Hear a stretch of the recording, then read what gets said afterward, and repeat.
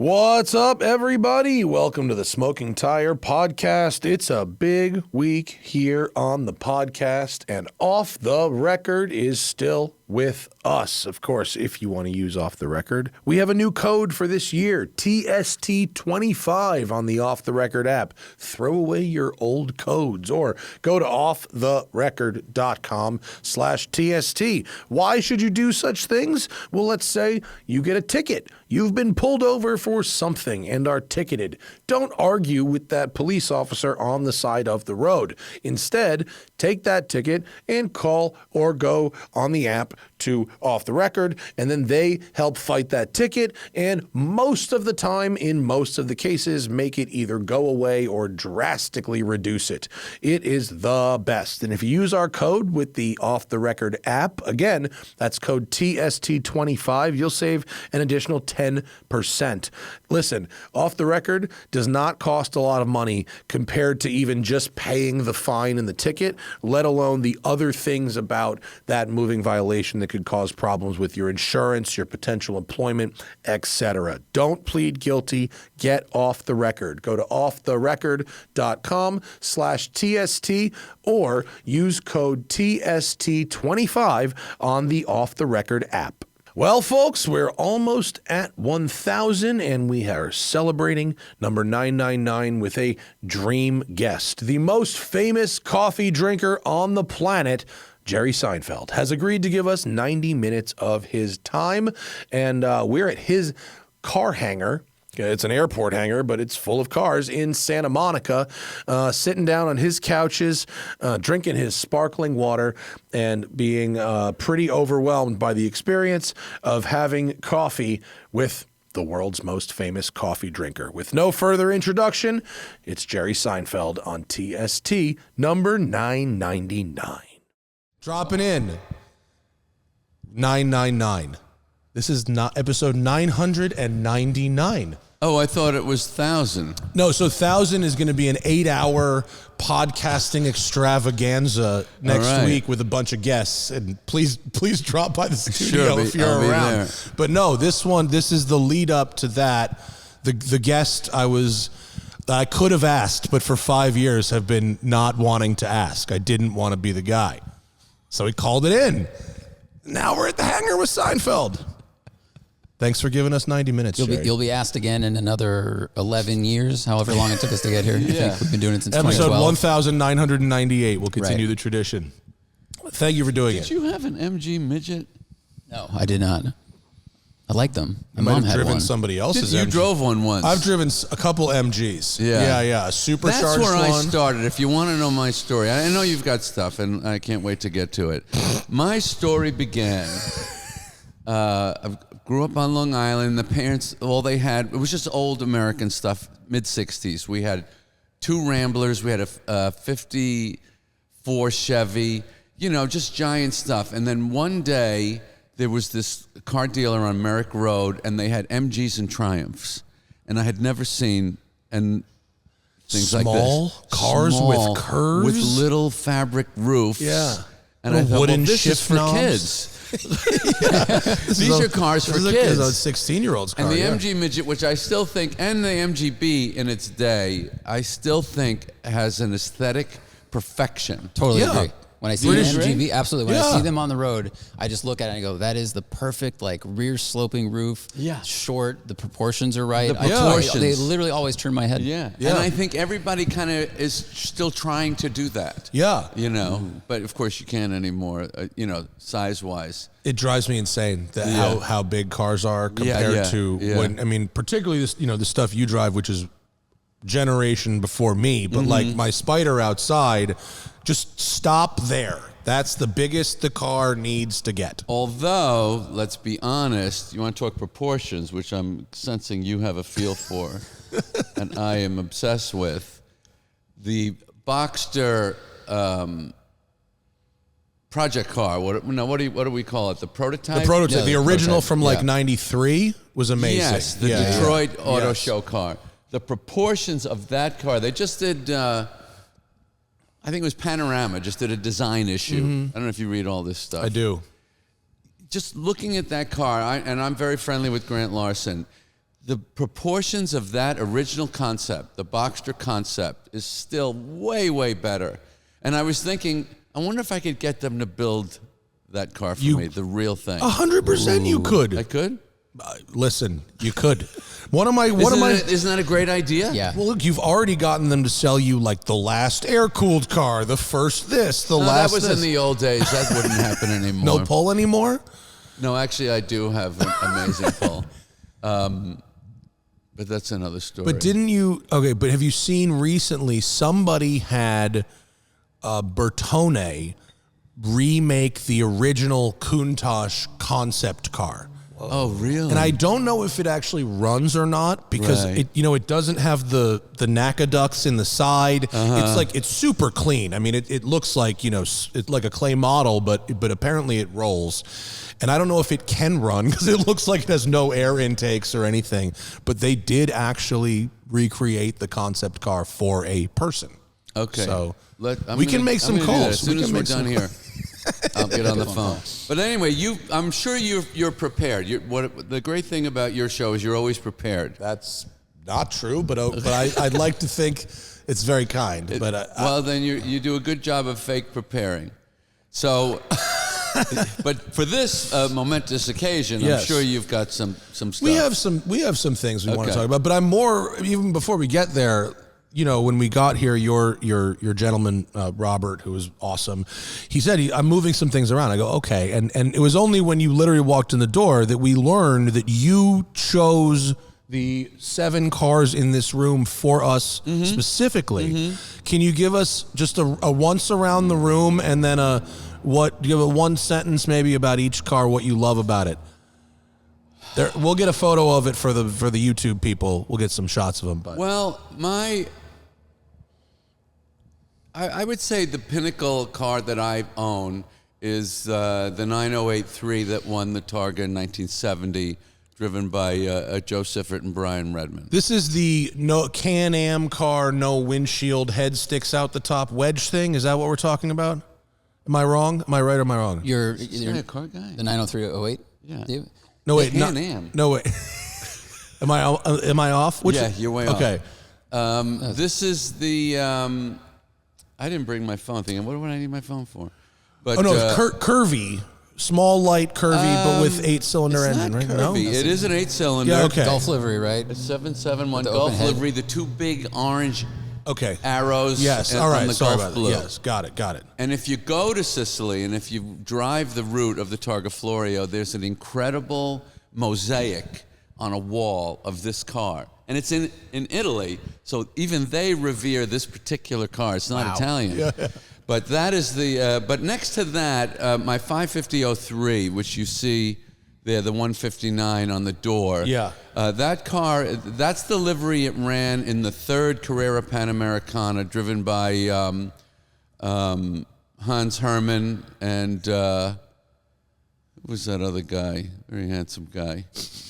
So that's the first 4-cam Spider made. It was the 3rd prototype of 4 prototypes. Jeez. And so that's the first 4. So to me, that was the magic formula of the company. This crazy engine, with no valve float, overhead cams, the lightweight body. What does that car weigh? It's got to be 1,600 pounds or something like that. Not that much. I would say 12, not that 13. much, really? I would say 12 my God. 13, yeah. That's it's an odd looking car. I mean, I don't know if I'd call it classically pretty in the 550 sense. I would. You do? It has the large fenders like stand up and look at this. I mean, are you familiar with Commander Cody, the movie serial of the 50s where the guy put on the silver helmet, No. the leather jacket, and No. he would turn the thing and he had a rocket on his back and he would just fly off? You never heard of Commander Cody? No. I only go as far back as the Rocketeer 91. Okay, if we want to that's talk what about it's rockets. based on. Yeah, okay. The Rocketeer is is based on Commander Cody. Oh, okay, cool. Okay, so that car to me is Commander Cody. Yeah. I would agree with It's that. just an aluminum spacesuit that you wear. Yeah, it's like Porsche's a version of like what we were doing with jet age American stuff at the time. Yes, the sort the of Bell Motorama rocket belt. Yeah. Well, it's similar. You don't remember that either, but The rocket belt? the Bell rocket belt from the mid '60s. I remember I've seen videos on YouTube of it going horribly wrong. Yeah. So next to that is my 550A, which is the 550A is so much better than a 550. It has the tubular space frame. It just handles better. It's more solid. And that particular car, Sterling Moss drove in Argentina when his Maserati broke down, and Porsche said, well, we have a car you could drive. And he jumped in that. You know the picture of him in the air. It's amazing. And he drove that and won his class with that car. And we recreated it in that exact look that it had on that day. What did it look like? Because I heard you tell Spike that you had the car and then found out it was that. Right, I had it for 10 years and didn't know it was this special car. So what did it look like before? Oh, it was, been sitting in a field for decades. Just totally deteriorated. Yeah. But original body, engine, and gearbox. It's, that's and the paint on it now, it's got this sort of matte. I know, we did a good gray. job on the paint. How do you describe what it is? I mean, matte gray. We but found it underneath, I think, the little cowl. See that cowl thing on the back? The behind the headrest? Yeah, the headrest thing. So underneath in there, it was original paint. Oh, okay. So it survived the elements. That. Good move. That car also isn't only like 110 horsepower. It's not a really powerful car, but it's right. But it still won these races because it was a lightweight momentum car, which is so impressive. Which is, and I had a feeling you were going to ask me today, and I'm sure you've got great questions, but I thought, I wonder if he's going to ask me, what is it that draws you to the Porsche brand? I thought you might ask me that, and I already have the answer for you. Well, and let's it's one go. word, philosophy. What's the philosophy? So what you're talking about, what is appealing about that car, or why was it successful? What is the approach? What is the philosophy? That just drew me, has always drawn me. I like the aerodynamic consideration in a time when people didn't really even understand what aerodynamics were. Mm-hmm. And I love the minimalism, and I love the thoroughness of the engineering. So philosophy and design language would be my answer. I was about to say, well, why not Lotus then? And then you said thoroughness of enering. And I said, that's why not Lotus. I was very attracted to Lotus until I found out how they were made. So that's the answer to that question. If you're curious. But was there one car? I mean, the original, the one, was it the 550 when you were a kid? I didn't know about these cars until the 90s. Oh, okay. I didn't even know about 356s till the 80s. Who told you about these cars? Guys, today's episode is brought to you by Proper Cloth. I love Proper Cloth. They come in so clutch. Because if you're like me, maybe you have a problem getting clothes off the rack that fit properly, right? You then have to take those clothes and go to a tailor. It's extra time, it's extra money, it's extra headache. But what if there was a better way? Proper Cloth is here. Imagine every piece of clothing that you order from Proper Cloth arrives made specifically for you, to fit you, your body, your contours. All you have to do is go online at Proper Cloth's website, fill out the online questionnaire, and then you provide either exact measurements or sort of a description based on some multiple choice questions about your body, and that's it. Then you start shopping. When your order arrives, you wash it, check the fit, and you're in business. If it doesn't fit, you send it back and exchange it for one that does.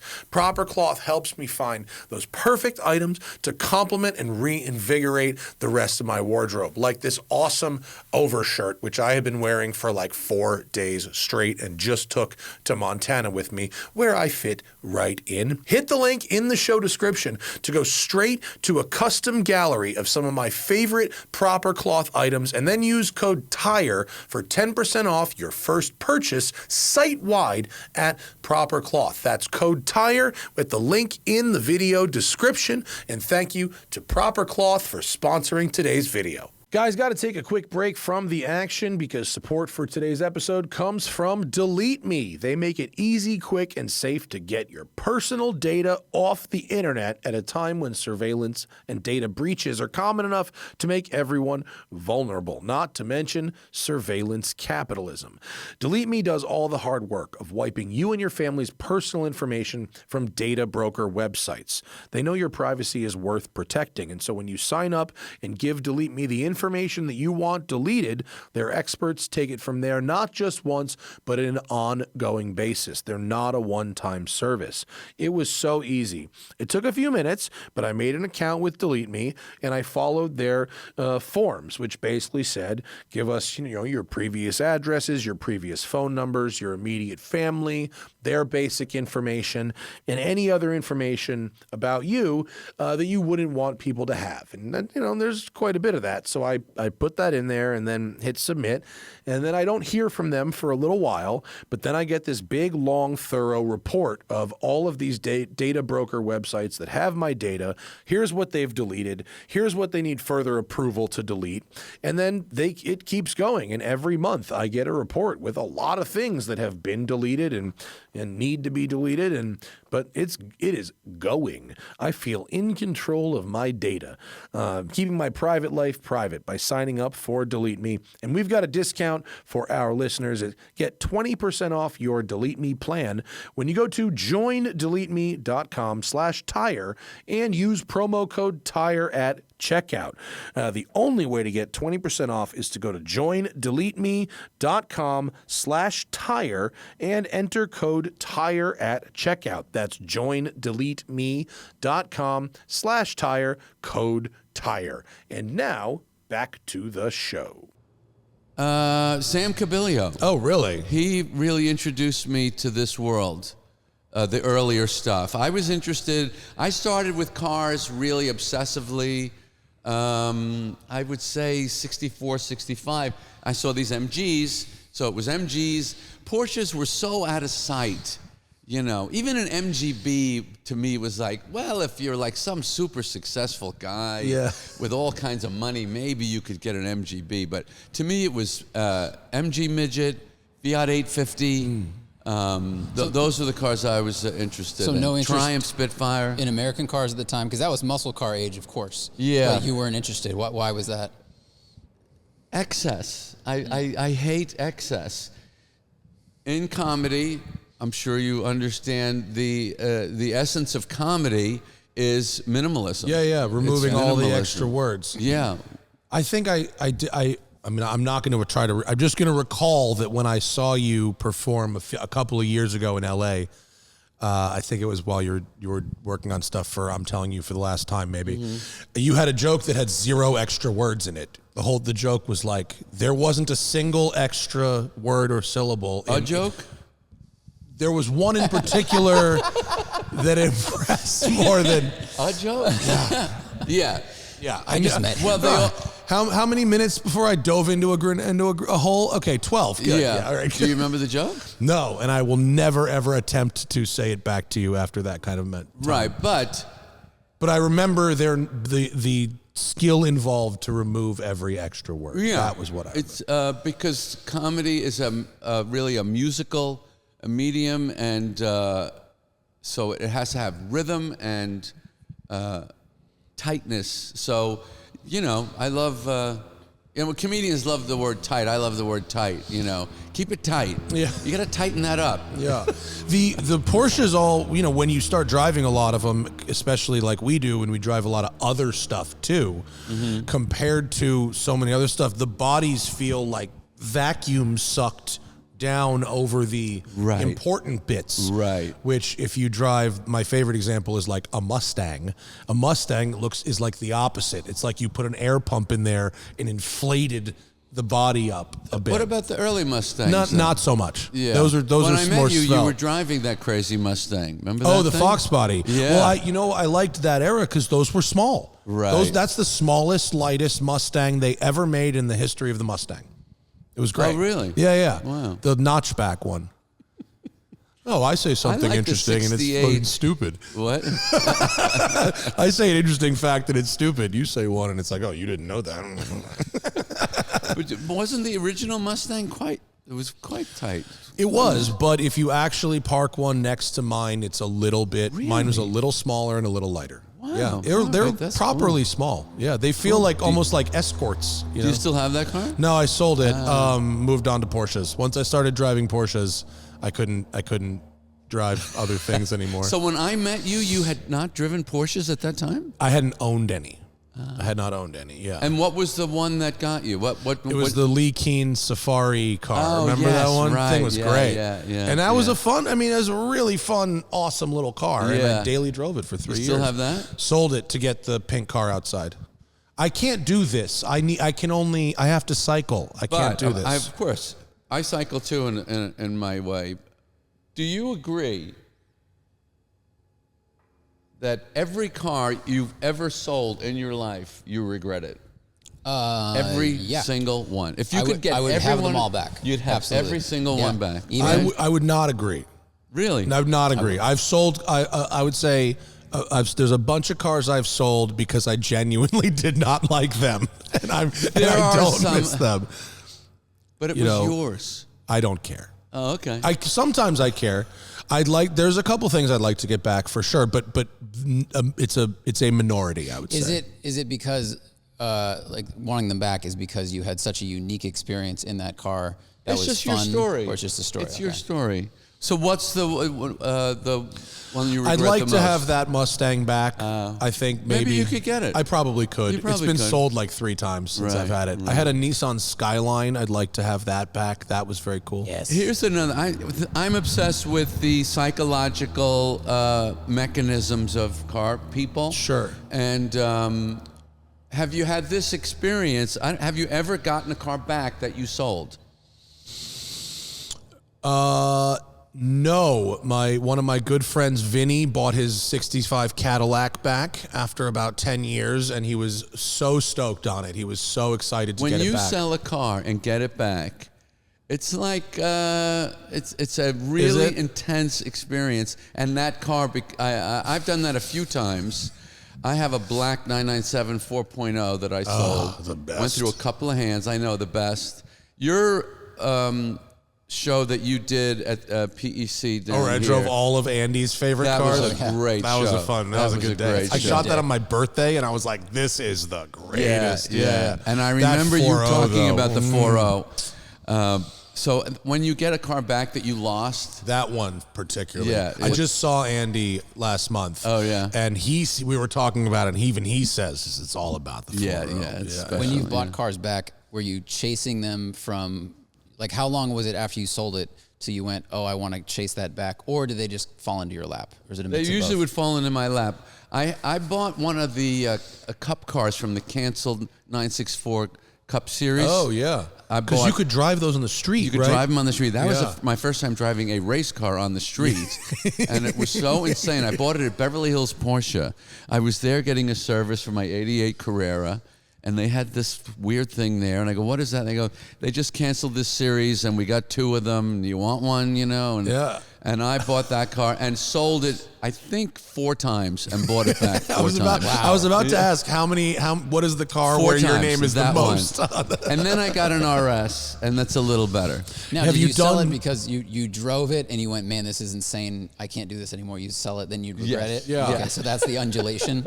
I mean, have you done the math on the buying and the selling? Where did you end up financially? Is that pretty even, Steven, or did you end up paying more for the car than you made back cumulatively? When I was a kid, and I would get 25 cents from my mother, and I would go to the candy store, I would spend that 25 cents. And I have not changed since that day. I would go immediately and spend all 25 cents. And I do, and I just like to work as hard as I can And I assume if I just keep working and I don't look at what I'm spending, I'll be okay. Yeah. God, My dad did the same thing, but it didn't work out quite as well. Yeah, if you're not operating on a level, that is a bold strategy. There's a special confidence. I believe in living life with a little devil may is a good For way sure. to live life. Yeah, The hell with it. Who cares? But when you go through the buying and selling, it happens in these waves. Yes. Where you go down a hole and decide that you don't just want a 964 Carrera. You're going to need maybe several. Maybe everyone they made. All of the ones they made. Here's an interesting thing. We'll do a little quick sidebar life thing. Selling can be as addictive as buying, and fasting can be as addictive as eating.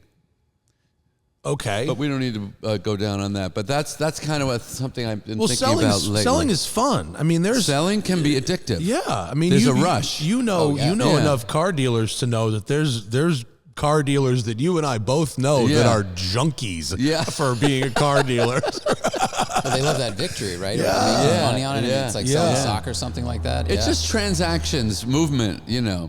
Yeah, but that's my new one. Fasting is as addictive as eating. Okay, so in terms of cars, are we fasting right now? Are we in a fast period? No. Okay. No, but I'm really in a good place in that. I'll tell you what, that 3.0 RS, which we agreed earlier was the most 911 of 911s. I in can't this tell room you how anyway. happy that makes me hear you say that, because It is. that's what I think. Every RS product for the last 50 years is chasing that. Yeah. Yeah. Oh, this whole day was worth it.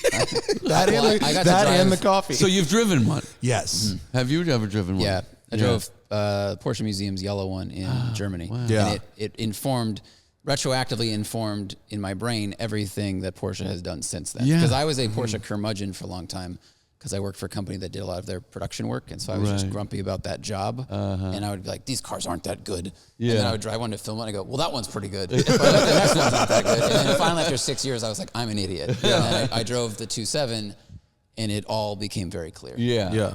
And then that is, of course, the next level. And I had never driven one of these till I owned it. I bought that. How many of those are there?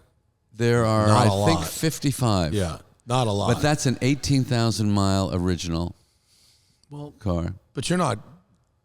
But you don't care what the odometer says. You drive I it. do. You do? Yeah. Oh, you Because do. he's addicted to the But selling. you can't. It's just a cool thing to you find. can't possibly put. I mean, you care about it in terms of like its condition now, but Yes. that's not going to prevent you No, from. no.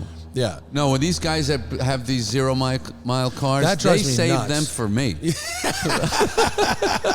I ruin them. They had like that white collection that just went up. There Yeah. was a whole room of like 85 cars with no miles on them. I can't. I understand if you love cars and you have the means to buy a bunch and you can't possibly put enough miles on each car for it to make a dent. I get that. That's pretty much where you're at. I don't get the 0 mile bubble preservation at all. I had a good line one time on one of Spike's shows. If you get to heaven and you have the lowest mile Porsche, you lose. Yeah. Yeah. That's great. Glickenhaus, like 10 years ago, was like, it's like not having sex with your girlfriend to save her for the next guy. I'm It was kind of the same gonna thing. red pencil that line. The sexual car analogy thing is no more of these metaphors. I don't want to hear It's a tired them. one, too. Okay, well, It's look, tired, it went back yeah. to 04. All right, fine. Yeah. I even said back it's in the not day. your line. Not my line. Fine. Jay Leno tries them. No more, Jay. No more. I don't want to hear about how this is similar to some girl experience. It works at the Concorde. Yeah. It works in the Catskills real well. No, the other one, the other most Porsche that I ever drove was from that same secret warehouse in Stuttgart. They had the Club Sport prototype with the Kevlar body. 3.2 Club Sport? Yeah. And it was 2,200 pounds, and I drove it, and it felt like it was 350 horsepower. And I went back, and I was like, what is in this engine? They're like, nothing. It's 2,200 pounds. Wow. It was crazy. Never heard of this car. Yeah. It looks, you can't tell it from the club sport that you know, the 85 to 87, except the body, you do one of these like a fake Cobra, and it's carbon Kevlar. Wow. Yeah. It's like that 5.9. Yeah, it's crazy. Wow. Yeah. Cool. Where do you place 959 in your orbit of special Porsche? The 959 gets a pedestal. It's a unique, I think the feeling of everything with that car, when you open the door, when you start it, when you drive it, every interaction you have with it, you go, this was just a different project. And I think it was the pinnacle of Porsche idiocy, which is why I love it so much. It's like they just lost their mind here. Yeah. I mean, what is more attractive than a car that they were losing $250,000 on each one? Yeah. There's nothing more attractive than that. Even today, I got to tell you, when I read a story in the news, like I had a Chevy Volt, and I loved my Volt. And I'd read in the news, GM loses $48,000 a unit on the Chevy Volt. I go, great. Yeah. I've just bought a $95,000 car for $42,700. Same thing with the Taycans. I bought this used Taycan. Oh, Porsche's losing money on it. It's like fucking great for me. Yeah. I've just bought a $300,000 car for $64,000. The LS400, right? Didn't they spend a huge money on that? Lexus LS400. These moonshot cars are always great because they overdid it because they had to. I think the nose on the Chevy Volt is a fantastic design. The original one, the first one, the first one. The back is a disaster. The nose, whenever I see one on the road, I have to look at it. I get a little jolt of pleasure. I swear to you, no bullshit. It's one of my 2 or 3 favorite cars I've ever owned. Yeah, it taught me a lot. It really taught me a lot. Yeah. About what? Efficiency? Yeah, and the fact that I actually enjoyed driving around the city in a small car instead of a big car. I enjoyed doing errands using electricity instead of gas. I just prefer that. And I was converted from, I was driving a fucking Raptor and I traded for a Volt. So I learned a lot, and nobody cared. No one cared when I talked about it. Everyone thought I was an idiot, but I loved it. I don't care. Do you know where the word Lexus came from? No, I don't either. Even though I read the book and it's probably in there. They were trying to come up with a name, and all they had on the board was it's a luxury export for the U.S. Oh, wow. And that's where it's the Nabisco formula of car naming. Yeah. The LS400 though is one of the most incredible vehicles. Pretty amazing of all time. car. I bought one for Larry David as a gift. Guys, support for The Smoking Tire comes from the podcast Drive with Jim Farley. You know Jim Farley. He's the CEO of Ford. Not only that, this guy has a GT40 and a Cobra and all kinds of amazing vintage American metal that he races wheel to wheel at places like Goodwood. He's a boss, and you got to check out this show.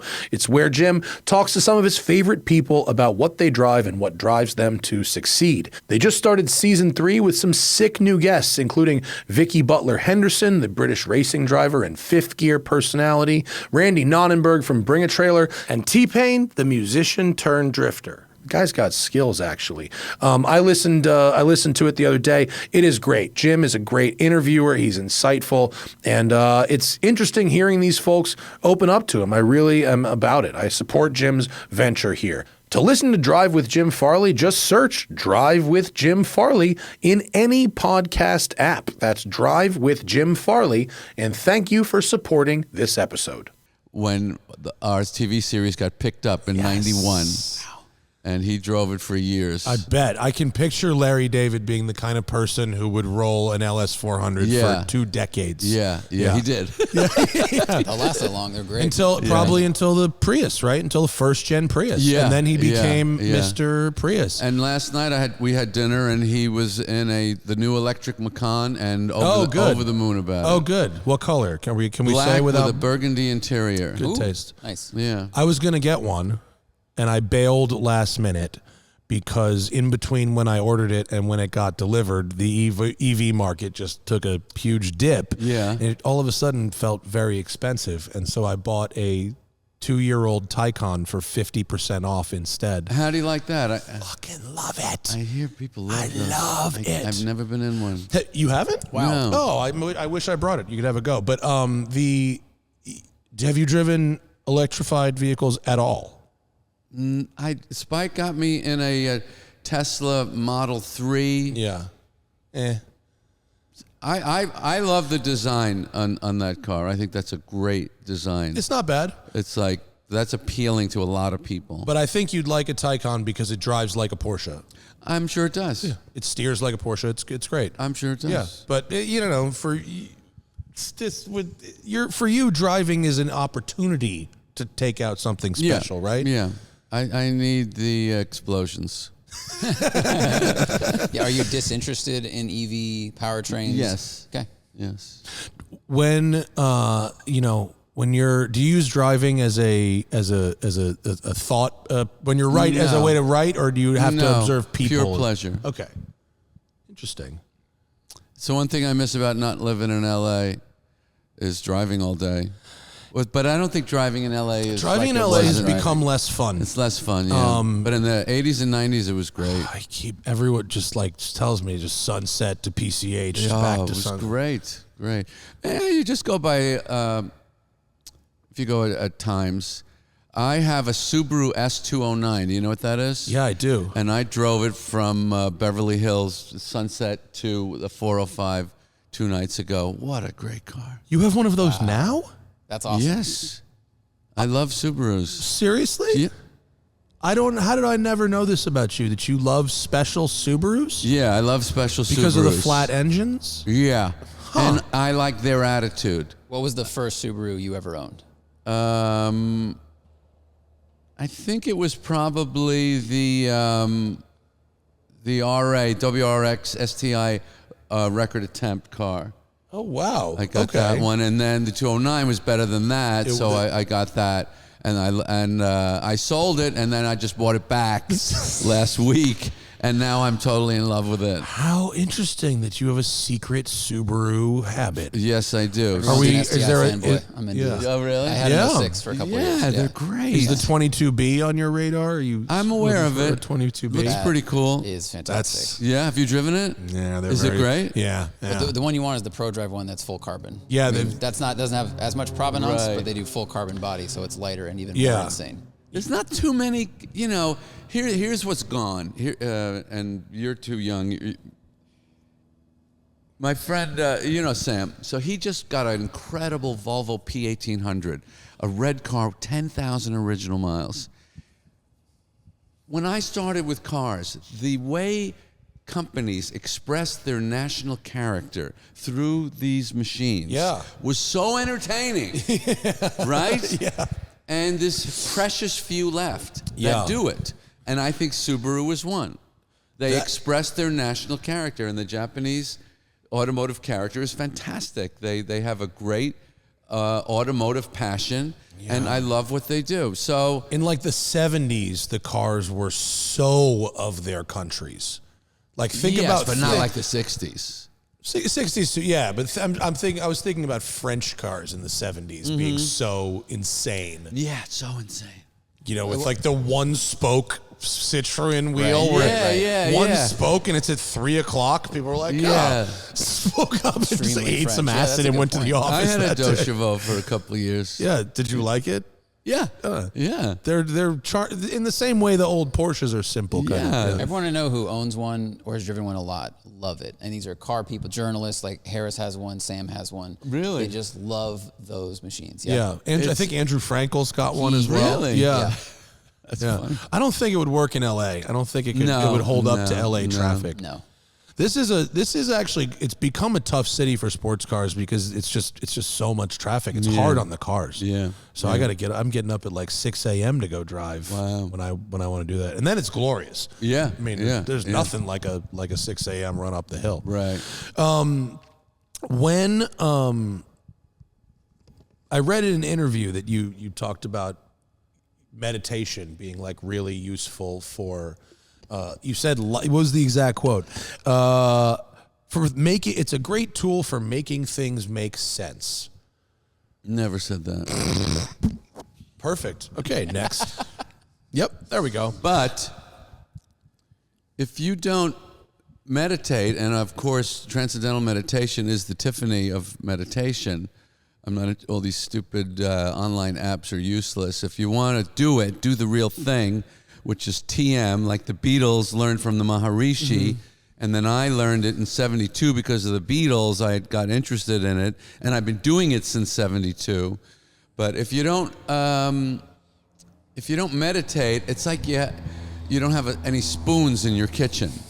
It's like, what are you kidding? I mean, this is like the tool. It's the ultimate life/work tool. It's been recommended to me like a dozen different times. Yeah. And I've just never put the effort into it. Here's what, it doesn't take any effort. That's the beauty of it. It's 100% effective 100% of the time for 100% of the people, and it's zero effort. And what it is, the best analogy I ever came up with for it, it's like you have a cell phone and I'm going to give you the charger.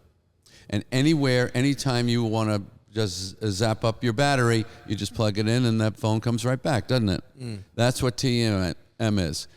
For example, let's say you didn't sleep great last night and we're sitting here today and you're going, I wish I had a little more energy.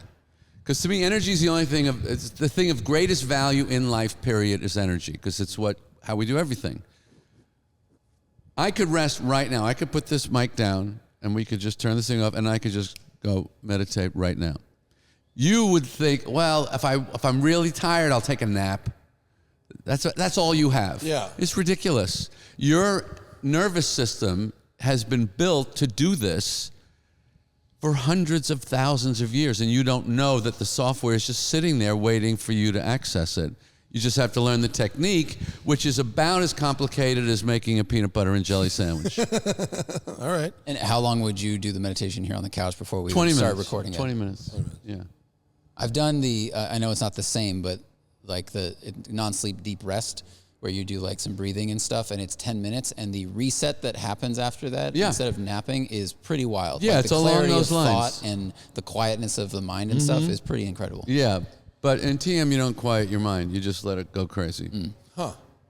I do that, like my meditation is actually driving or motorcycles is usually, it's not a meditation so much as it is a narrowing my focus and like turning off the other noise. Well, obviously, I understand what you're talking about, Yes. but it's a This is completely another level of irrelevant. You're using the word in a way that's completely irrelevant. You're saying, I don't exercise, but I walk through the airport. Okay, well, then you don't exercise. Right. Okay. All right. Fair. Well, sorry, people. We're at an active airport. We'll use and this moment to change. Apparently, the dumpster is being dropped on my car. Very good. Right outside. Recognizing dumpster sounds. Very good. I like that. I wasn't sure what that was. My wife was like, "Why are you nervous this morning?" I was like, "'Cause if I leave a little hole, Jerry is going to throw me into it, and a lot of people are going That's to hear the terrain here. That's why we get paid. Yeah. So everything in this room is at a minimum 36 years old, right? Yeah, that would be the newest. This is the newest, 87 maybe? 88. Okay. So are you interested in what's being built today? Are you interested in anything new? I mean, I just got the new 911 ST. The best. Ooh. What can we say? Did you drive it yet? Yeah, I drove it for 6 hours last week, and I was in heaven. Absolute They heaven. get pretty close to that one over there. Yeah. Given the size of the current car. Yeah. What color? Midnight blue metallic with the cognac interior. Nice. No graphics. I just want to drive. Low key. I just want to drive. Fantastic. I have a 918, and I got that in navy blue. Navy blue, if you don't want to bother people, if you want to buy something crazy, but you don't want to bother people, that's the color. People will wave my 918 in because it's navy blue. Really? Yes. Yeah, if it was like, acid this green. guy's trying not to bother people. I agree He with just that. loves his car. That's all. Yeah, there's not a lot of Lamborghinis in navy blue because I think they're all, a lot of the owners are trying to be loud. Yes, of draw course. attention, Yeah. And they should. Yeah. My But pink that's car, a cool they idea, let you in. A navy blue Lambo is a cool. Navy blue idea. Lambo would be good. I have not seen one in a long time. Do you think that the Miura is maybe the most beautiful design ever? Ooh, yeah. I think because of my age, it is my duty to defend the Countach in that particular thing. But I I like the understand Countach. why our age gap would lead you to where you are, and I'm pro Miura in general. Yeah, the Countach is the thing that's so genius about the Miura is it splits the feminine masculine dynamic. The Countach is more masculine. Definitely, all the wedges are. Yeah. But that's a cool car. I have some original Bertone vellum drawings that I got from. I guess Right. there was like an estate sale or something over it. really? Yeah, they were selling off all kinds of stuff. They tried to sell me the 1/3 scale Countach styling buck model. Oh my God. 13 grand. You want it? No, but you should have it. I don't know where it's giant. I don't know what I would do. Those with drawing it. schematics are amazing. The though. drawing They're huge, schematics are too. amazing. So They're very big. I've got the Miura, the Countach, and the Stratos. Here's one of the greatest. I love the Stratos. Stratos Here's is one of awesome. the greatest moments I've ever had.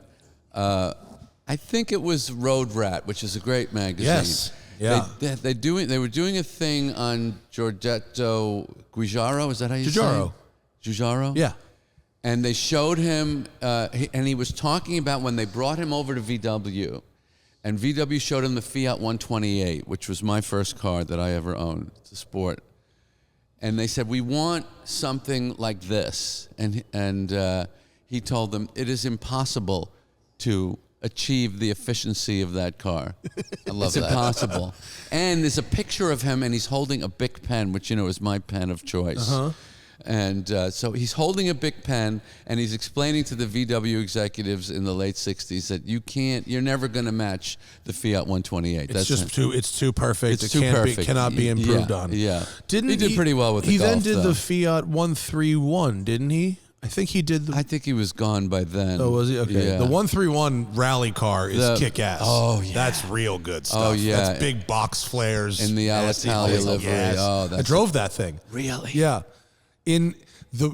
This guy named John Campion, who unfortunately died, had a full collection of Fiat and Lancia rally cars, and he invited me to go. I think I've seen them. to Did he ever Jacksonville. display them? Yeah, together at Amelia, Oh, at Amelia. or maybe somewhere else I too. thought I saw one. What's that thing in Pebble? The Pebble Beach big Concourse. the other thing that quail? they do. Yeah, the quail. Yeah. He might have had him in the quail for sure. Yeah. But I got to go drive the 131, the Stratos, the Escort Mark II, and a Wow. bunch of rally cars. Yeah. And it was really cool, except that it was in North Florida, so there were no corners. yeah. They also had brutal. rally gearing, so they had very short rear diff ratios. So I remember you're in fourth gear at like 9,000 RPM and 30 miles per hour in the video. I drove the Stratos. Yeah, tell me about that. Well, it was the actual Monte Carlo rally Stratos. Wow. Which is amazing, except that it was still geared for the Monte Carlo rally. So it was a 5-speed, and at, 7,000 RPM in fifth, I'm going 62 miles an hour. Seriously? On a dead straight road. Oh in my Florida. God.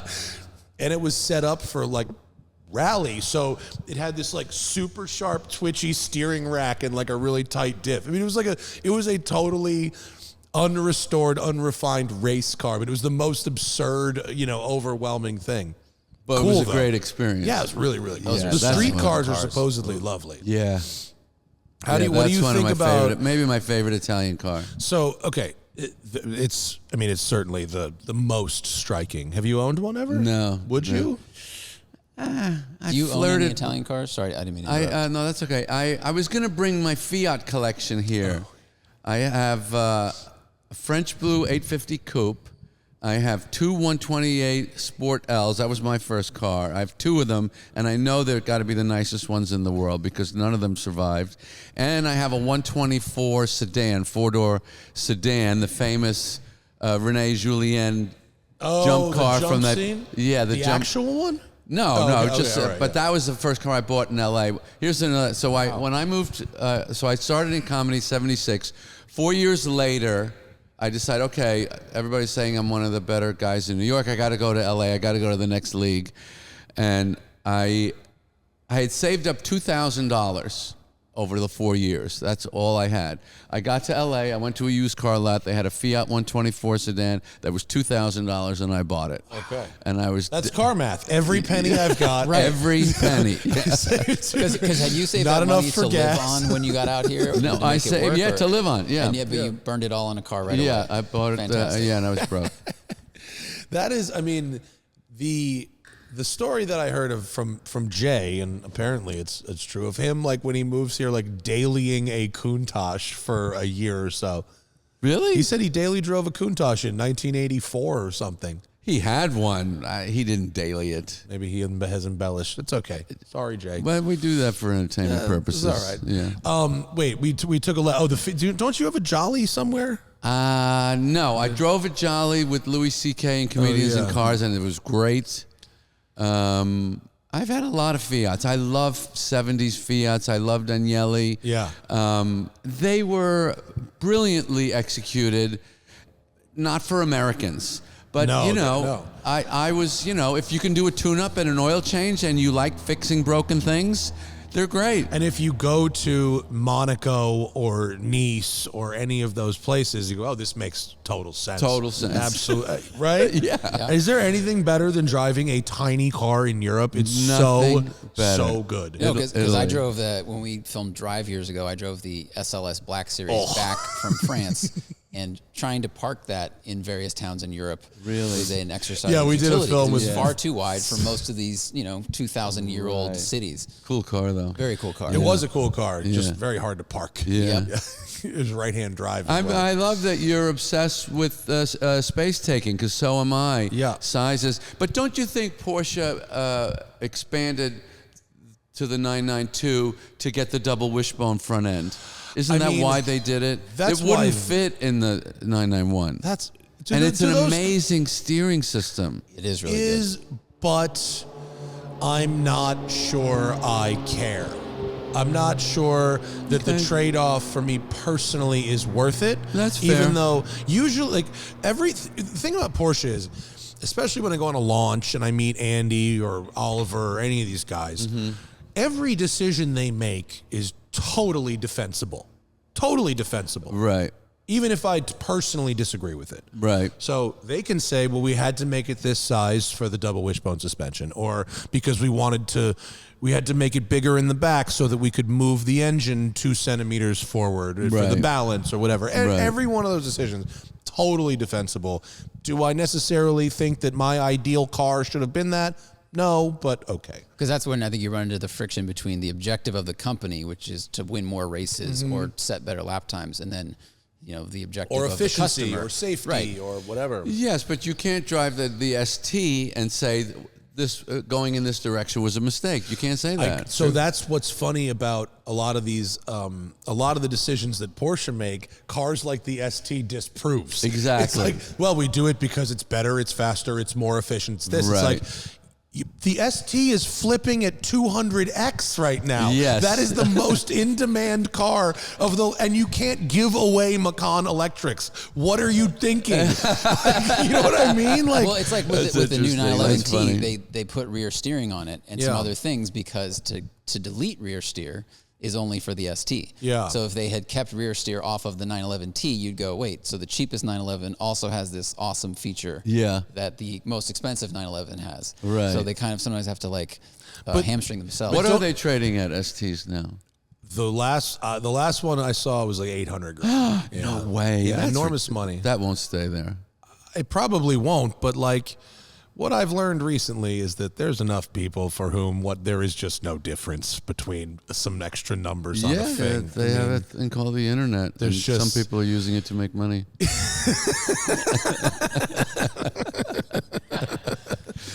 But yeah, I don't know what it's like to have that kind of money to spend on a car. But when we got the ST press car and we put 1,000 miles on it in a week, and I said, I get this. I get every bit of this. Yeah. And it's So that's nice, There's not too many companies we could say that about. no, I know. That haven't lost the thread. It makes you wonder why Ferrari, Lamborghini, and these other and McLaren, when they see the value that some of the manual transmission engaging experience stuff brings to these cars, why they don't make it a priority. Because they could clearly sell it for all the money in the world. Yeah. Imagine Ferrari came out with a rear drive manual, no hybrid 296. They'd sell them all. It's not their style. That's true. Whimsy is not what Ferrari does. Right. Ironically, the Germans are doing it, which is strange. The Germans aren't necessarily whimsical either. They're not, but they're good businessmen. Yeah, that's true. And they see the business model makes sense. Mm-hmm. We've got the fans going crazy. Yeah. It's actually a logical decision, not a whimsical decision. Exactly. But the benefit is we get whimsical things. Yeah, Right. Interesting. So, as you know, in your collection, which is many cars throughout, you have at your literal fingertips access to some of the greatest cars throughout Porsche's history, right? And that is exciting. You're like, wow, wouldn't that be nice? Oh, that's me. So, what are for the rest of us, and certainly people far wealthier than me, you've got companies like Singer, Gunther, Tuthill, Workshop 5001, and 20 or 30 other companies that are willing to build you a sort of highlight reel 911 from any period in history, basically, at a variety of price points. Do any of those projects interest you at all? No. Who are these people? As I have said so famously for so many years in my stand-up act, who are these people? I bought, as you may or may not know, the classic Club Coupe, which was Porsche took a 1999, a rat-effed 996, and they said, what would we have done back in 1999 if we had the money at that time? Mm-hmm. What would we have done? Mm-hmm. So they made two of these things, and the entire tech department of the company focused on this. These guys ain't doing that. What they made with that car, they made the greatest GT3 that could have been made in 1999. They put a brand new engine in it. The design of it, Grant Larson did it. And it's unbelievable. So think of the size of the enterprise of Porsche engineering focusing on your car. Isn't that what you want? Yes. Who, other than you, who has access to something like that? Anybody that can afford a 911T, you're getting that. Okay. You're getting that. Okay. And that's what I want. I want that division working on my car. I want those engineering geniuses working on my car. Well, they're starting to feel the same way, because did you see at Pebble Beach last year, they, quote, reimagined a Speedster. Did you see the Speedster? I did. It was the 993 Speedster. And, I mean, whatever you think about it aesthetically, that was done at Porsche, sort of. I built the first 993 Speedster at Porsche back in 2005. I'm laughing because he's like, "Did you see this car?" You're like, "I actually built the first one." Yes, this was the second one. I know, but yeah. But it didn't quite work, actually, Matt. Why didn't it work? Wait, you mean the most recent one or the one you had? The one I had. What about it didn't quite work? Felt heavy. Oh. And because it's based on a cab, right? Yeah. And then they add the tonneau cover and okay. And if you ask me what is my favorite automotive experience, honestly, to tell you the truth, that 57 Speedster is it. I don't think anything feels better than that car on the right day, on the right road, in terms of simplicity, elegance, and sports car interaction. Does outright speed ever, like, where does that land on your hierarchy? Pretty low down. Enjoyment? Okay. Pretty low down. I'm more into communication. Yeah. Is this the ST? We go back to that car. Well, this we car's love talking cars to me, to and I'm engage. talking to it, and I have never had anything made of metal reach that part of my brain. Right. Yep. Right. And that's thrilling. Well, for me anyway, that's the point, is to That's the engage point. with machinery. Right. I mean, I like Which we could explore that from a psychological perspective, but maybe we're better off not. I interviewed a doctor about that for an article I did for Road and Track. Really? About why do people enjoy manual transmissions versus automatic transmissions? Oh, that's interesting. And I had this theory. I'd looked up like the nerve endings Yeah. in the body, and I was like, oh, well, our hands have tons of nerves and our feet have. So I said, is it just more information? And she nodded, and she's like, that's very adorable. She's like, it's basically because you were around manual transmissions as a young person. It's just neural pathways built when you are, the same reason like we love music from our childhood more than new music. I was exposed to mechanical things and manual transmissions when I was in my formative years, versus if you're 20 now and you drive a paddle shifted car. No, that's not right. My kid is 19. Okay, he started driving manuals and went nuts. Yeah. Where's the? But did he grow up riding with you and seeing how much you enjoyed them and that kind of stuff? No. I don't think. I mean, riding with me, yes. Yeah. See, understanding why Dad is doing this? No, he didn't know why. How old was he when he first? Did you ever let him shift the car when he was like 6? I taught him. I taught all my kids to drive manuals. Yeah. Same with me. They had to learn to drive on a manual. Okay. Right? And once he demonstrated aptitude, does he get then keys he could to go to special cars? automatic. Yeah. No. Does he get keys to the special cars? Do No, we let him? Okay. no.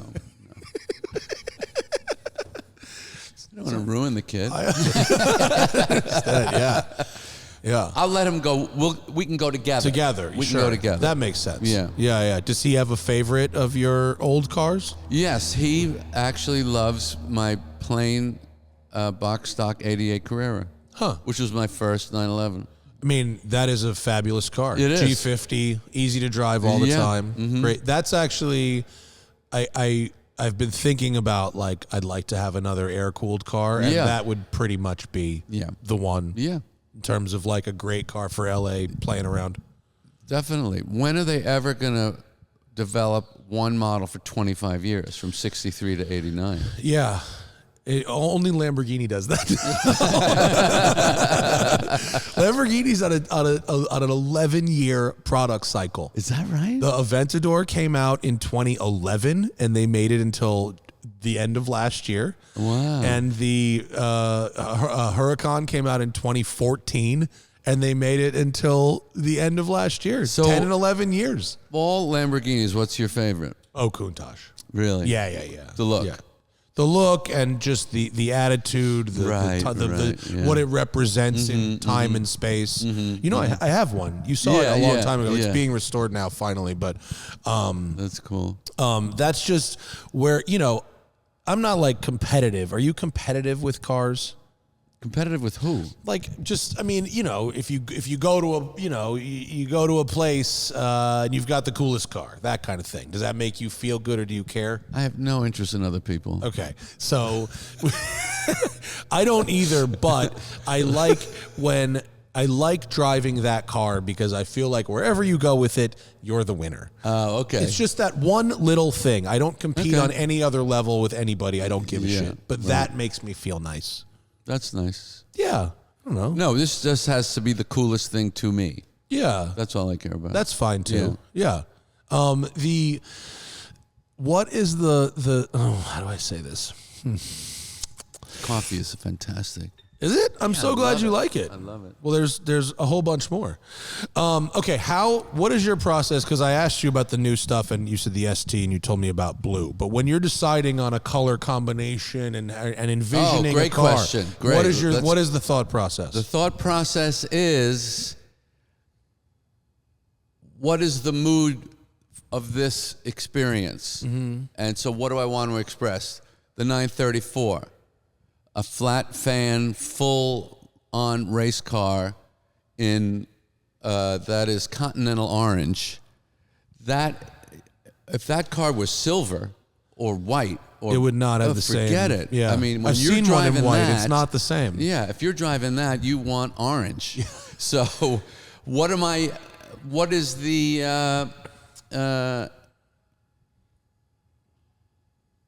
feeling I'm trying to create from this experience?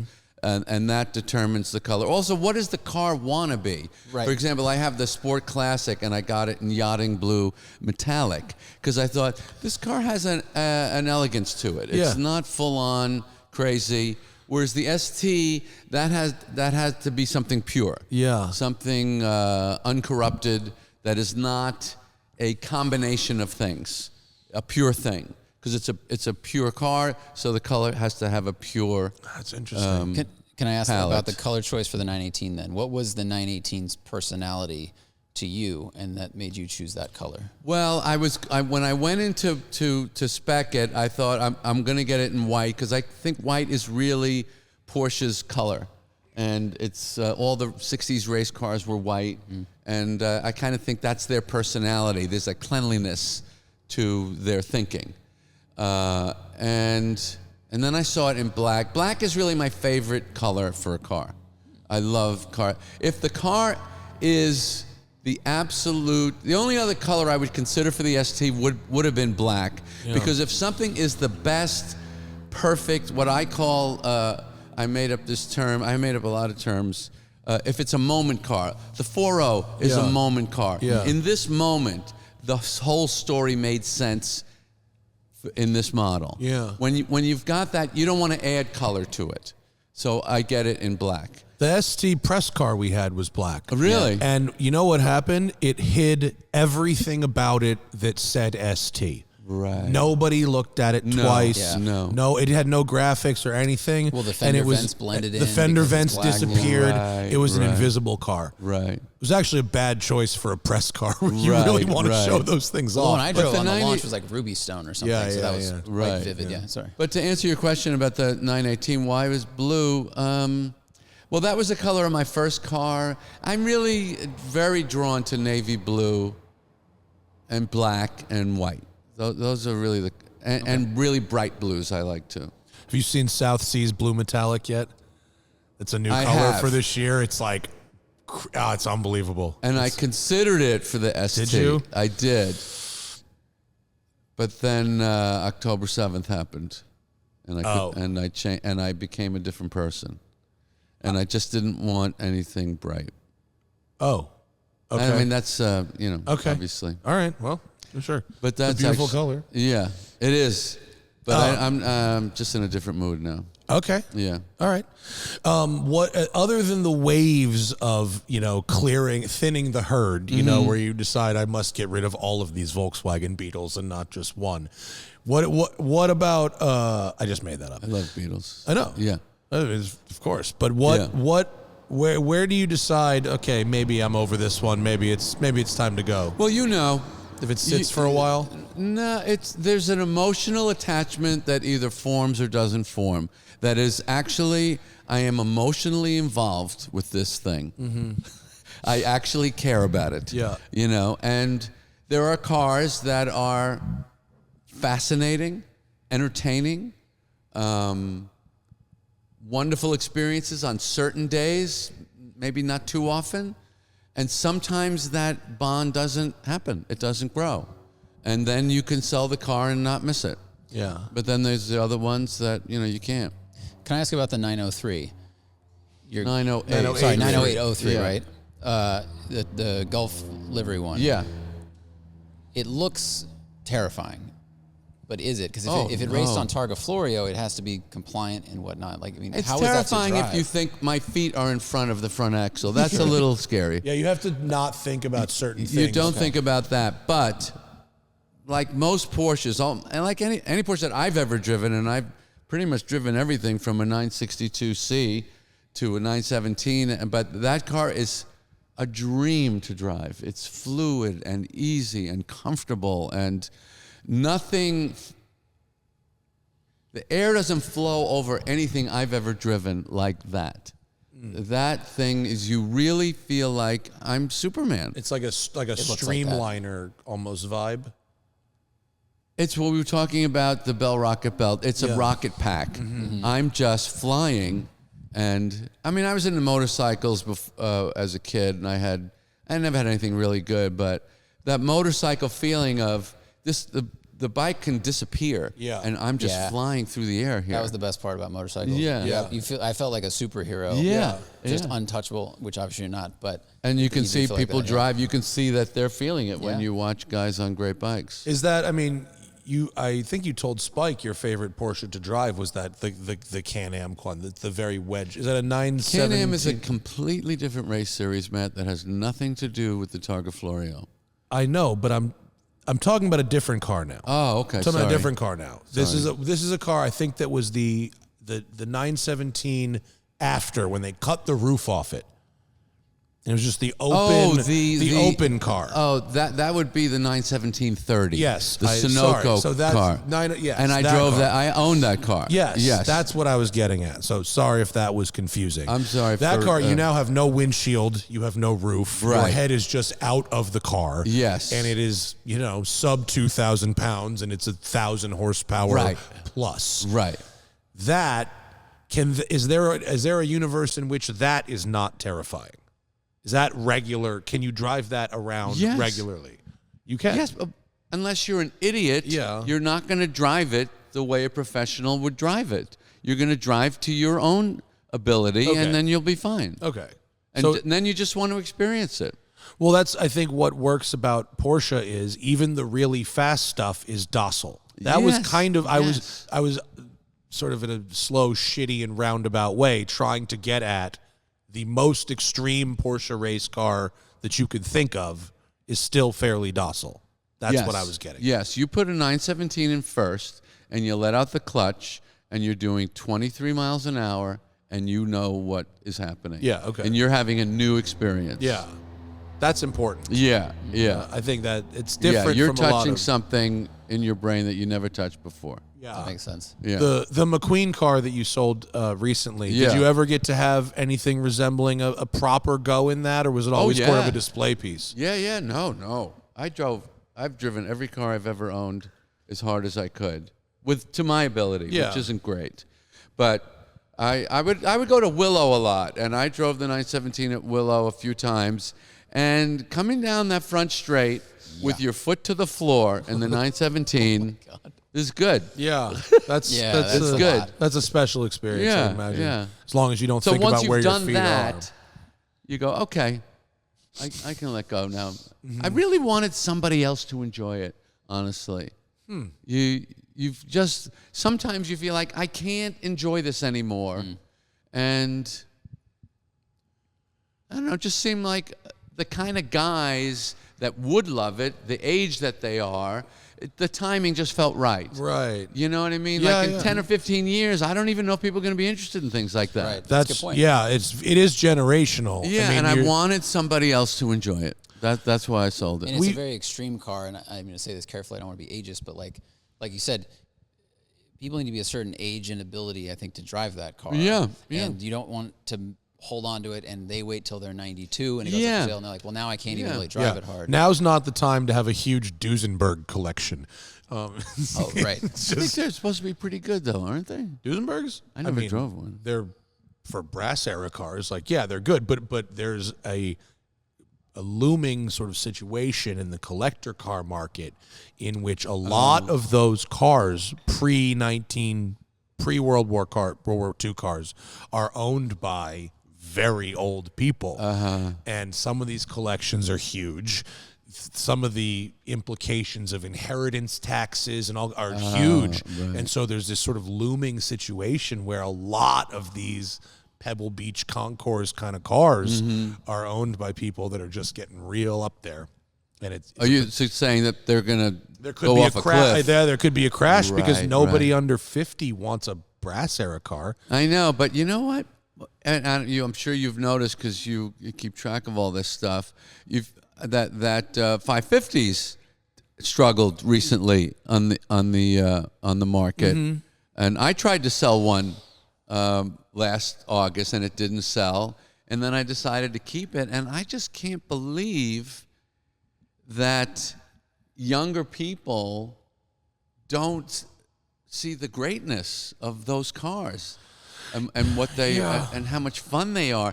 I mean, that is a full-on 50s race car that I could go take to the supermarket right now. When did you learn about that car and how special it was and what it raced in? Like, what age were you? Like, That one? Yeah. It was about 10 years ago. Oh, okay. Yeah, But I bought my first 550 in 93, and I didn't know what it was. were they particularly special then? Or was that, No, I didn't know what I was buying. It was a rebodied car, not rebodied well. It didn't run very well, and I just thought it was a beautiful shape. and then I sold it, and then but I've got a good group of Porsche Spyders. I think young people, when you can't recall a car from your own youth. It's not from my youth. Yeah, it's true. Yeah, It is I pre. honestly That is think that's pre pretty your amazing youth. that you just found it later in life and liked it so much just for its merit. And you don't need the story. You don't need to go, oh, No, it's famous. None no, of that no, stuff. no. And I think it's a good lesson for anybody car shopping. It's ignorance. You're Yeah. ignorant. Have you ever driven a speedster like that, that white car? No. Okay. I guarantee you fall in love with it. They're awesome. It's awesome. They're awesome. Yeah. I mean, even any well-sorted 356 Yeah. is awesome. Yeah. You know, I've driven 4 or 5 different ones, and they're all, unless they're like totally messed up, they're Right. great. Yeah. Which they often They are. can be. Yeah, They yeah, can be messed yeah. up. Yeah. But do you think that if you didn't get a chance to taste what a 550 was at a time when it was still reasonably affordable, because now the context of that is it's like a $3 million, $5 million car. Right. Back in the day, it was an old fun toy. Right. So that maybe the young people are going, well, look, if $5-6 million, if that's what I'm looking at, I'm going to go to Christian Koenigsegg, or I'm going to call Horatio Pagani, or something to show off on Instagram with. Yeah, I guess. I don't agree with it necessarily. I Right. just think that that's an explanation for why certain people are below a certain age are not drawn to those as much. Well, I don't know. They it's may a just special be thing. too old for some people, even though they're simple and easy to drive. I would disagree. I think it just takes the experience on your palate, and we've done this too. Right, Like in this yes. job, I think when I was younger, probably you too, we were like, oh, I'll drive the fastest thing. And then you Right, get in the yeah. press game, and you're really excited for a while. And we've both come full circle, and you go, I like the Volt, and I like light cars that are slower. Yeah. So if you're really a wealthy person and you drive 5 Koenigsegg's, you're probably going to get tired of chasing the hypercar, carrot all the time, and then go, well, what else is out there? What kind of other flavors are there? Yeah, I hope so. I'm back to slow cars. I've circled around. Right. That one, I touched the pink car. I touched the top of the fast car, and now we're back to. Right. I've got this Myers Manx coming. I'm so excited. Electric. Radial. I got. Radial. What does that mean? It's the classic one, the old school one, and they put an aircraft engine in the back of it. A 3-cylinder radial aircraft engine. Wow. That sounds really interesting. You know what I was going to ask? You'll like it. I'll show you a picture when we're done. I was going to ask you, because I thought you might know. I was just sitting here today, and I see these little planes go by, and there's something about the sound of those engines is great. Why is it so great? Because of airplanes. Because it sounds like old, Spitfires and history and stuff like that. This engine, it has GMLS internals, pistons. Who's rods. building this? Manx is. The engine is from a company in Australia called Bespoke Engineering that Manx bought. Wow. So they're building them. That sounds It's the really coolest cool. looking engine you've ever seen. And at idle, it sounds kind of like a Corvette. And at above like 2,000 RPM, it sounds like that. It sounds like an aircraft. What's the displacement? 1.8. And it's 170 horsepower and 130 torque. Wow. In a That's going to 1,530 really, Yeah. holy cow. And it hangs off That's the going to be great. Yeah, it's gonna What go. color? Stratospheric blue metallic. Oh, wow. Yeah, This yeah. is fantastic. Yeah, you can have a go when it comes in. It's gonna be this crazy. is a huge winner. Yeah, that's great. I don't know what you're talking about, but I love it. I'll show you the photos later. Yeah, and Freeman Thomas is their head designer. Do you know Freeman? Of course. So me and my wife worked with Freeman to design the whole thing. It was so fun. Wow. Yeah. And they're going to build these in some kind of quantity? They're building. I think they can build 20 or 30 of the radials a year. So mine is number 7. Unbelievably Yeah, they've cool. built 2, and mine will be done in May. And I'm hoping to take it to Pebble Beach this year. Oh, wow. Yeah. What's the other engine? Like the normal one? They have the flat 4, the Volkswagen engine, and they have a Wilhoit engine. You can get a 2.4 Wilhoit engine. It's like $60,000 to put in one of these things. It's like 240 horsepower, some insane, thing. But you've never driven a 550 Spider, I'll wager. Not a real one, just a Beck. Never a real one. Are you It's offering? like saying I haven't had Fruit Loops, but I've eaten styrofoam packing material. I know. Dusted with food coloring. I would never try to present a Beck as driving a real thing. No, I've driven Okay. real speedsters. I've driven 356s, but never. Matt, you really need to add that to your library of knowledge. I know someone who just referred to, I believe it was a fleet of 550s that you said you had. Was it a gaggle, a fleet? What was the group? I have a Several. nice group. Yeah. I have a nice group. And I have one that I could put you in today. Whatever. Just because it bothers me that you don't know what it feels like. Let's go. 100%. Let's go. I'll take your worst one. I have it. I have the worst one, which is also the best one in that it's the most sorted. I have one that is so sorted. It's a Corolla. You just jump in and go. Do you have any like really high mileage examples of any? I know that blue kind of like very patinaed Please car. don't mention that car. Oh yeah. I sold it. Okay. And that really hurts. But that was the Norm Macdonald car from Comedians in Cars Getting Oh Coffee. no, that was my Speedster. No, I kept that. Okay. I love that car. Yeah, the super 100,000. patinaed car, right? Yeah. Oh, I love that car. Which with Norm Macdonald, it's the best Instagram clip of all time. Is the hypocrisy was not the worst part of Bill Cosby. It was the raping. It was Norm's delivery. So good. Holy shit! He was the golden? best. Yeah. So great. Do you ever forget about a car you own? Because you have a lot of them. No. Okay. No. You never went. Oh shit! But I do forget what they feel like. That makes sense. I do forget. I drove my 964 Speedster yesterday, and I had not driven that in a handful of years. Man, I know what it's like. I mean, Spike and I came up with the word carnesia when you just don't remember. Oh, I really love this thing. My best car word, and this is, I'm going to give this to you as a gift, that you got to use this word, because you know what this is, but you've never had a word for it, is carclimate. Carclimate is almost any car you get in, after a certain number of miles, you like it. Yeah. Okay. At first, you might not. For a car, so I took right. acclimate, and I added car, and it took me years to create this word.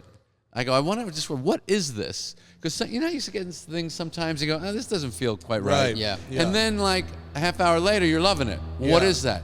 You carclimate. Yeah, you have to recalibrate your body to Yeah. the car. Yeah. This happens to us a lot because we drive new cars every week. I mean, same as you, obviously. Right. But with us, we're driving a car we've never driven before. Right? Right. You're driving something that you haven't driven in 6 months. Right. They're dropping something off at the house. We have absolutely no idea.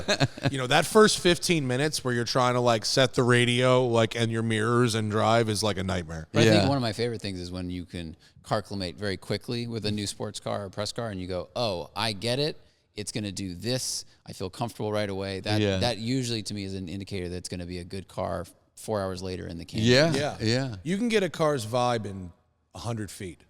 You do not have to go far. That's interesting, isn't it? 100 feet is enough sometimes. I remember I think it was Andy Pruninger talking about the 911R. When you just back out of the driveway, you get it. Yeah, the single clutch, the Yeah. single mass flywheel. Yeah. The chatteriness. He was like, How about the fact that this guy, when did I meet you? 15 years ago, what did you say? when did I meet you? Yeah. 2014 or 15. 10 years, yeah. Okay, 10 years ago. So this guy, I meet him at this coffee place in Malibu where we go. And, he's a car insane person. And obviously he doesn't want a job. He doesn't want to work. He doesn't want to leave the sandbox of love that he has. And he doesn't, and I did the same thing. He never took a job that you could stand because you wanted to do what you love. Yeah. And then the world came around to you. Yeah. You got to feel so fortunate living when you did. It's kind of like, Bill Gates always talks about, if I was born 5 years in either direction, I don't have any of this, But it was kind of the same for you. I you was know? lucky. If I didn't, You were really if we lucky. If we didn't have the creation of YouTube at the time, that it was, Yes. and kind of being the first guy to go, hey, here's a thing we could do, and we're lucky. Yes, we are. Yeah. And also, like, I had parents that put me in the right place and things like that. Right. Whatever. So that's but the end of your book. No more questions. You don't have anything. nothing in writing. No. Oh, okay. This is nothing in writing. And by the way, it's been 90 minutes. Isn't This that is the show. amazing? It just goes. It absolutely just goes. I know. I mean, I do this just for the feeling of it is so unique. Yeah. Because you can't talk to people about cars, regular people. No, they look But at us you like gotta we're crazy. want to talk about it. Okay, here's I want to. We need our support group. Yeah. Yeah, you got to find your tribe. It is. We have to find our own. Sometimes we find them on the internet. Yeah. I was lucky enough to find people out here, Right. That maybe I've seen on TV and that don't disappoint. Mm-hmm. I actually got to hang out with one of your a character actor from your television show, Mr. Phil Morris. Oh yeah, Who Phil's great. played Jackie. Yeah. He's also into cars. Yeah. Is anyone else from the show into cars besides you and Phil Morris? Pretty much it? I know Phil was. Julia's into drifting. She's big. Yeah, big in She's the got a Pro 2 drifting. license. Yeah. I don't know. Maybe. All right, he's good. He's good though. I like Phil. Yeah. We've got a good car community here in LA. I hope they reopen PCH soon because it is causing I problems. drove up it the other day just to see did how far you? you could get. Were you turned away, or did they say? Yeah, Oh, you but I were? got up to Entrada, which was pretty good. Okay. I saw the water, and that made me happy. I was in the 964 Speedster with the top down, and I saw the water. That's all you want. Yeah. Well, no, you want more, but crazy. Are you a road tripper? No, I used to be. Used to be. I've driven cross country a handful of times. Yeah. In fact, in '99, I took an '89 Speedster from New York to LA and never put the top up once. That's awesome. Even That's a in good the rain. move. That's a good move. I like Yeah. that. What Yeah. what was the impressive. speed where you could stay dry? Do you remember? We didn't stay dry. You just get a raincoat. That was really dumb, but I just wanted to do it so I could say I did it. Sure. Yeah. I just drove the Spider RS from LA to Thunderhill, which was 8.5 hours, and I did it with the top down. And I reapplied sunscreen a lot. It was a lot. Yeah. Yeah. You probably don't know that I have a Morgan Plus 8.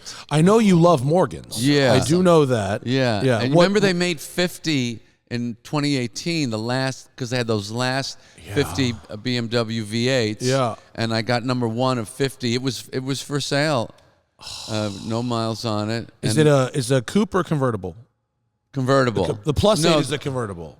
No, they made a convertible and a Speedster. Yeah. But I got the green convertible. Those Morgans are Oh yeah. they're awesome. Did Yeah. you see the new one? Yeah. Do you like what do you think? I was disturbed by the rectangle at the front. Yeah. Rectangles are not Morgan. No. I agree. And I Did you notice that? Yeah, because they're That they're line. safer, so organic. Morgans yeah. are about those lines. the sweeping curve. Yes. That's all of it. But I'm thinking maybe I'll warm up to it. What do you think?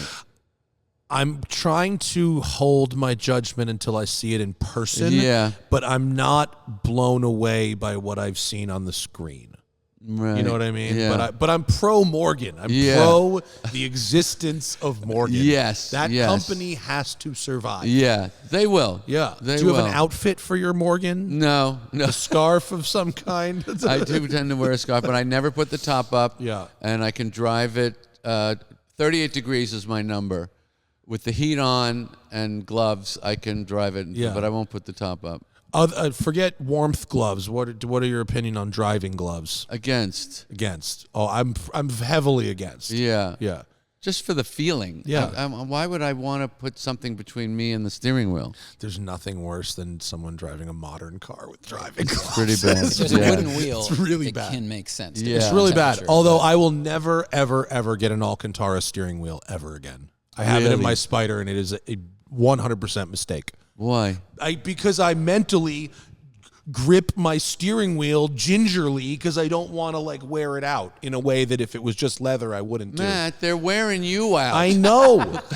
Do you know how often I mean, I don't. Maybe you don't have to do this, and you probably don't. But every once in a while, I have to remind myself to enjoy the nice thing, Yes. let it wear out, and replace it if it does or whatever, as opposed to worrying about wearing it out in the first place. In the Talmud, they actually say to have the ability to have nice things and not enjoy them is against the belief. I totally agree with you, and yet my mental block stops at steering wheel. So you can't just buy a new Alcantara steering wheel. No, You want the original wheel. Of course I could buy a new Alcantara steering wheel, and I don't even care. I do not care. You should get the wheel recovered in leather. Neither money nor opportunity prevents me from easily solving this problem today or eventually. But Okay. it's just a thing. Well, let's kick that door down, man. Yeah. I mean, even mentally, it does, like the car over here, the Sterling Moss car. Right. Now you know that it's a historic Yes. thing. Yes. Does that go? It doesn't. No. God, being that rich is so great. No, that's why I told you about the 25 I know. cents. Yeah. Yeah. The art of not caring. Yeah. Matt. The art of not caring. Again, a long time ago. You are the king of it. You're Well, absolutely the king of trying. it. And by the way, I had a couple of cars. My 59 Carrera GT Speedster, which is pretty much the ultimate 356. I was sitting at a light in Colorado on the Colorado Grand, and a drunk lady at 12 noon plowed into the back of it. This is an all original 8,000 mile. It's the best Carrera GT Speedster in the world. And she just plowed into the back of it. And I took it to the body shop, and we banged it out, and we painted it, and I'm still driving it. Yeah. Yeah. Have you ever blown an engine or had one explode? I did explode. I have a hot rod Speedster, and it had a who built that engine? It wasn't Will Hoyt, but it was, and I blew it. Yeah, but now I have a Polo in there, which is great. Oh, The Dean Palopoulos. yeah. That's I've heard. I haven't tried one yet. I've heard they're really great. good things about that. Really motor. great. I'll show you that car if All you right, want to cool. see it. Thank you for the time. It was awesome. 999. I only got thrown into holes 3 times. That's better than I would have thought. It's better than I would have thought. It's really been a pleasure, Jerry. Thank you. Pleasure. Thank you very much. Yeah, and congratulations. Congratulations on your life. You've made a lot of really solid moves. Number one is your wife, who I've never met. I don't know who she is, but the fact that you even have one, you're a winner. Somebody and puts then up and then you built the car world. I did the same thing. Somebody asked me this. I always take questions at the end of my shows, and somebody asked, "What made you want to be a comedian?" I said, "I just thought if I could be anything in the world, what would be the funnest thing?" I think And that's how I went about it. if I couldn't do this, now I'm not saying I would be a comedian, but if I had to choose 2 kinds of people to hang out with forever, it would be chefs and comedians. Really? And that I'd be perfectly at home whether I was up to the task of doing what they do or not. Right. Just being in the room off to the side. Oh, is because enough. people that are just in love with their thing. They just love it, and it's they're on a mindset and a plane, Right, and there's yes, a level of yes. like camaraderie, but also shit talking. Yes, and like God, I yes. love that. I Yeah. know you prefer comedians over anybody. But Yes. What is the second genre of people that you might like to hang Funny out with? people. Well, that's comedians. There's a lot of funny people. You're funny. Oh, funny people that are not. Yeah. I don't talk with people that aren't funny. There's some like blue collar guys that are just the funny. Sure. You know, That's why I live in New York. Everyone's funny in New York. Anybody Every knocking truck driver's in Philly. Yeah. Yeah. Is that just the culture there where one person was funny and people said, I got to compete with that person? Yes, I so think everyone's so. just funny there? And the difficulty of living there and that you don't leave. Yeah. Why don't you leave? This is horrible. Right. So you have to make fun of it a little Because bit. I'm having some laughs here. Yeah. That does get you a long way. Can I get another coffee? Yeah. Man. All right. $9.99, folks. Thank you all for Congratulations, watching and Smoking Tire. Jerry You made for it his to the time. promised land. We have 1,000 episodes. All right. The key to still being here is to just do another one. Just keep, you just keep going. Just keep going. Just keep going, and that's how you keep going. I remember having a dinner with Paul McCartney and Chris Rock one night, and we had this big, long conversation about what we do, and we boiled it all down to just keep going. Yeah. Yeah. That's the only answer in life. Yeah. Someone asked Eddie Vedder what the secret was to their long career. I'm a huge Pearl Jam fan. He Right. goes, well, the most important thing is the band can't break up. Right. And that's where we end. Yeah. See you guys later.